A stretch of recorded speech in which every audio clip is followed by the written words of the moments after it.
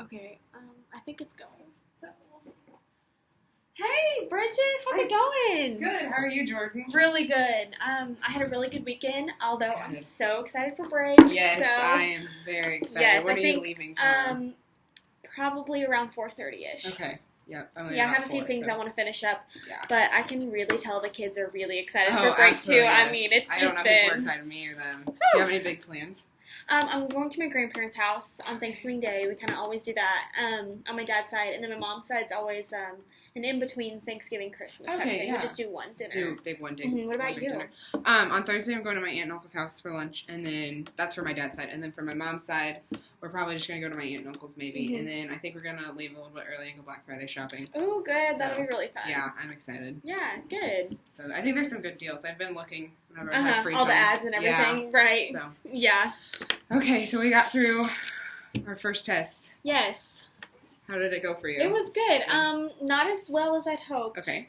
But, for the first one, it was good. And this, since it's my first year of teaching, it was like, right. I was super nervous for the kids, but it wasn't That's too expected. bad. Good. It was 60 of them were proficient, and so, obviously that's not as high as I would like, but, it could be worse. So yeah, it could be worse. We strive for about 80 to 85%, but, my kids had 75%, so I even have stuff to work on, too. Okay. So, let's go over our I can statements that I made for our test, and then the ones that you made for the test, and then we'll go over the test as a whole. Okay, yeah, that's good, yeah. The first one was, I can give examples of citizens' rights, and my students struggled with this quite a bit. They couldn't interpret the Constitution into their own lives. And I thought that was interesting because your students, I noticed on the data that was one that yours struggled with, and mine, that was actually something they did, pretty well. Oh, so, really? Okay. Yeah, I thought it was kind of interesting.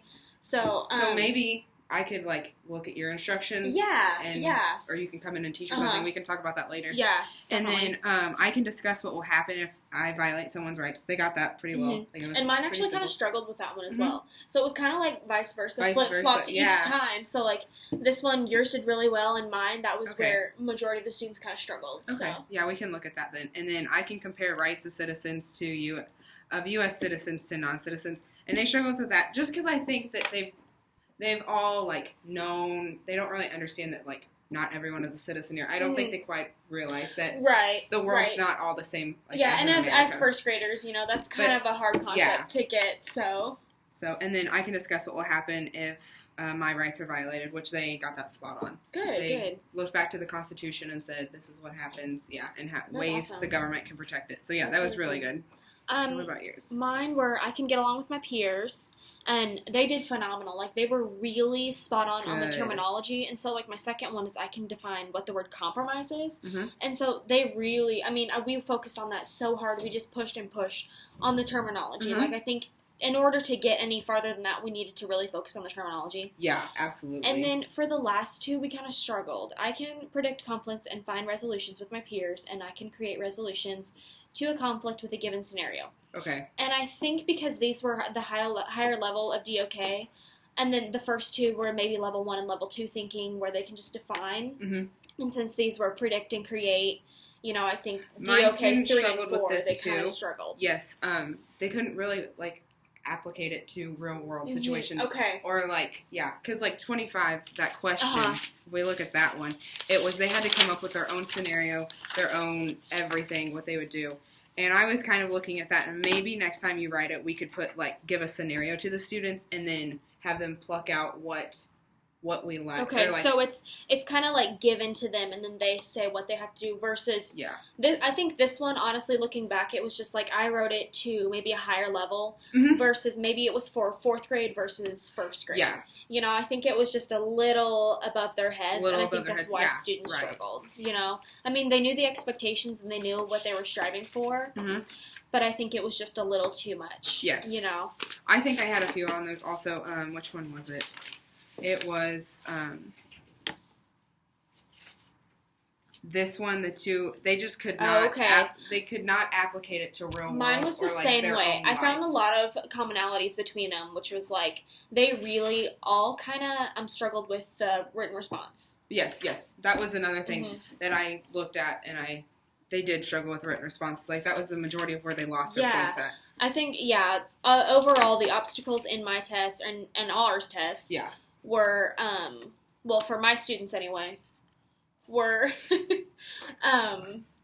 written response. Written responses, yes. I mean, the students were amazing, and I was so proud of their accomplishments on the selected response. Yes, mine too. Like, they got all the selected response, except for, like, the citizen things, which I said needed to be worked on. And I think that's funny how our tests are the same tests, but, you know, like, giving it to your class and giving it to mine, there's so many similarities, but yet differences. Mm-hmm. So I thought that was really interesting about how, like, your students did really well on one and mine maybe not so well. Mm-hmm. So I was hoping that maybe we could kind of collaborate and get together on our instruction I can share methods. My instructions and you can share my instructions, or else we can, like, come together.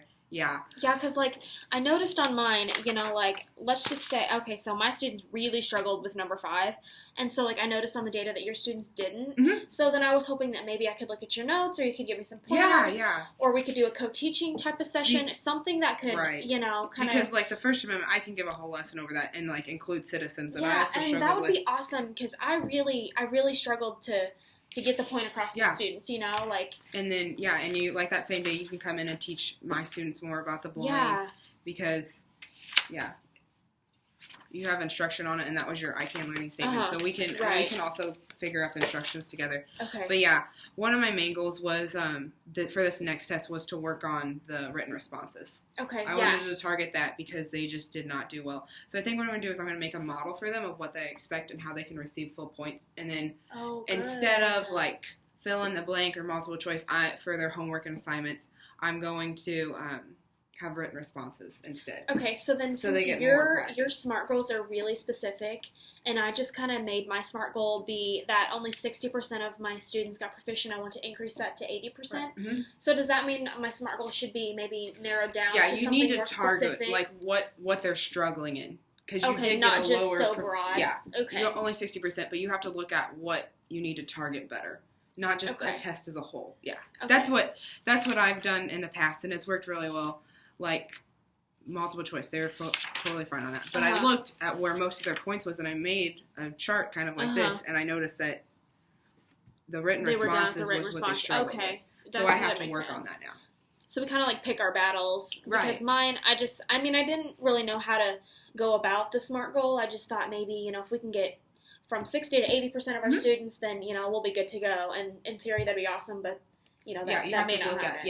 Okay. Exactly. Yeah, absolutely. Okay. And you can take data from this and then compare it to, like, the next test or next year's and see how well it's worked. Okay, yeah. So, for next meeting, probably let's think of instructions that we can use for this test and our next test, like see where we might struggle with. Yeah. And then think of times that we can co-teach together or just switch classrooms.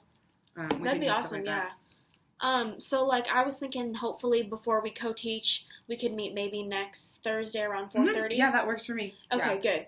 I have a meeting on Wednesday, so I was hoping we could bump it back to 4:30 on Thursday. On Thursday, and we can make more. I mean, I have some of my I Can Learning targets right now, but we can make them for the rest of the semester, and then pick days where we can go in and reteach this. Okay. Because even though our test is already passed, I'd really like to still go over, like, the bullying in my classroom, just as, like, because I think that's needed. So. Yeah, okay, that's perfect. Yeah, and I'll bring in my information for the I Can statements that your students struggled with that maybe mine did really well in, so you can kind of switch. That'll be awesome. On Tuesdays and Thursdays, we just, at noon, we get right back from lunch. So if we want, I think you're at lunch too also. Yeah, we are. Kids. So we can just flip-flop those days. Oh, that'd be awesome. Like from 2 weeks from now or something, and get our instructions prepared and everything. Okay, awesome.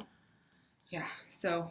Overall, like, it wasn't a bad test. I mean, there's room for improvement. Definitely. But, I think for my first test as a real teacher, I think I was proud of my kids. You know, obviously 60% isn't, you know, what I want them to strive for, but you found a lot of strengths. Yes. And we picked out some weaknesses that we need to work on, but, like, for the most part, like, I think you're doing really well. Okay, that's awesome.